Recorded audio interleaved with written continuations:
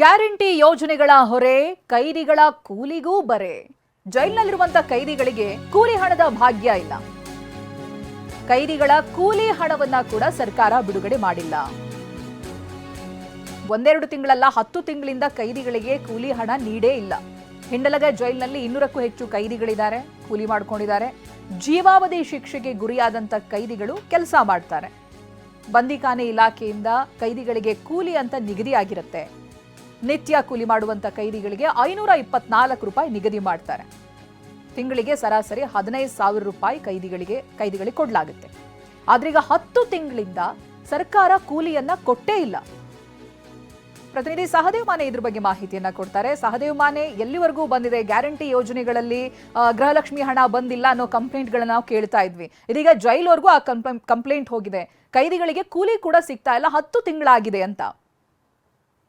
ಹೌದು ಚೈತ್ರ, ಏನು ಬೆಳಗಾವಿಯ ಹಿಂಡಲ್ಗ ಜೈಲಿನಲ್ಲಿ ಏನ್ ಕೈದಿಗಳಿದ್ದಾರೆ, ಅದರಲ್ಲೂ ಈ ಜೀವಾವಧಿ ಶಿಕ್ಷೆಗೆ ಒಳಗಾಗಿರುವಂತಹ ಕೈದಿಗಳು ಈ ದಿನಗೂಲಿಯನ್ನ ಮಾಡ್ತಾರೆ ಆ ಜೈಲಿನಲ್ಲಿ. ಸಹಜವಾಗಿ ಇಂಥವ್ರಿಗೆ ದಿನಕ್ಕೆ 524 ರೂಪಾಯಿ ನಿಗದಿಯನ್ನು ಕೂಡ ಮಾಡಿರುವಂತದ್ದು. ಪ್ರತಿ ತಿಂಗಳು ಅವರು ಜೈಲಲ್ಲಿ ಇದ್ದುಕೊಂಡೇ ತಮ್ಮ ಅಕೌಂಟ್ಗಳಿಗೆ ಈ ಒಂದು ಹಣ ಸಂದಾಯ ಆಗುತ್ತೆ.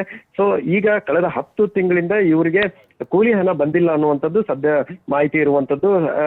ಈ ಒಂದು ಹಿಂಡಲಗ ಜೈಲು ಸೇರಿದಂತೆ ರಾಜ್ಯದ ಬೇರೆ ಬೇರೆ ಜೈಲುಗಳಲ್ಲೂ ಕೂಡ ಹಣ ಬಂದಿಲ್ಲ ಅನ್ನುವಂತ ಮಾಹಿತಿ ಕೂಡ ಜೈಲು ಉನ್ನತ ಮೂಲಗಳಿಂದ TV9ಗೆ ಲಭ್ಯ ಇರುವಂತದ್ದು. ಸದ್ಯ ಈಗ ಬೆಳಗಾವಿ ಜೈಲಿನ ಅಷ್ಟೇ 3 ಕೋಟಿಗೂ ಅಧಿಕ ಹಣ ಬಾಕಿ ಉಳಿಸಿಕೊಂಡಿರುವಂತದ್ದು. ಸಹಜವಾಗಿ ಏನು ವಿಚಾರಣಾ ಅಧೀನ ಕೈದಿಗಳನ್ನ ಹೊರತುಪಡಿಸಿ ಜೀವಾವಧಿ ಶಿಕ್ಷೆ ಏನಾಗಿರುತ್ತೆ ಅಂತಹ ಕೈದಿಗಳು ಇಲ್ಲಿ ದಿನಗೂಲಿ ಕೆಲಸವನ್ನ ಮಾಡ್ತಾರೆ.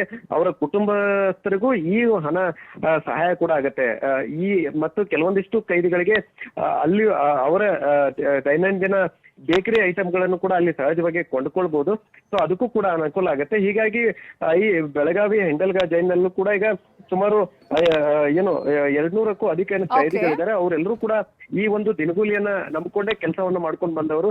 ಸದ್ಯ ಈಗ 10 ತಿಂಗಳ ವೇತನ ಅವ್ರಿಗೇನು ದಿನಗೂಲಿ ಬರ್ಬೇಕಿತ್ತು ಅದು ಕೂಡ ಬಂದಿಲ್ಲ. ಸರ್ಕಾರದ ಗ್ಯಾರಂಟಿ ಯೋಜನೆ ಎಫೆಕ್ಟ್ ಈ ಒಂದು ಕೈದಿಗಳ ದಿನಗೂಲಿ ಹಣದ ಮೇಲೂ ಕೂಡ ಆಯ್ತಾ ಅನ್ನುವಂತ ಪ್ರಶ್ನೆ ಕೂಡ ಈಗ ಉದ್ಭವ ಆಗ್ತಾ ಇರುವಂತದ್ದು. ಆದಷ್ಟು ಬೇಗ ಹಣ ಬಿಡುಗಡೆ ಮಾಡ್ಲಿ ಅನ್ನುವಂತಹ ಮನವಿಯನ್ನು ಕೂಡ ಈಗಾಗಲೇ ಸಾಕಷ್ಟು ಬಾರಿ ಕೈದಿಗಳು ಜೈಲು ಅಧಿಕಾರಿಗಳಿಗೆ ಮನವಿಯನ್ನ ಮಾಡ್ಕೊಂಡಿದ್ದಾರೆ. ಜೈಲು ಅಧಿಕಾರಿಗಳು ಕೂಡ ಈಗಾಗಲೇ ಸರ್ಕಾರದ ಗಮನಕ್ಕೆ ಕೂಡ ಇನ್ನೂವರೆಗೂ ಹಣ ಬಿಡುಗಡೆ ಆಗಿಲ್ಲ. Chaitra. Okay, thank you Sahadev Mane.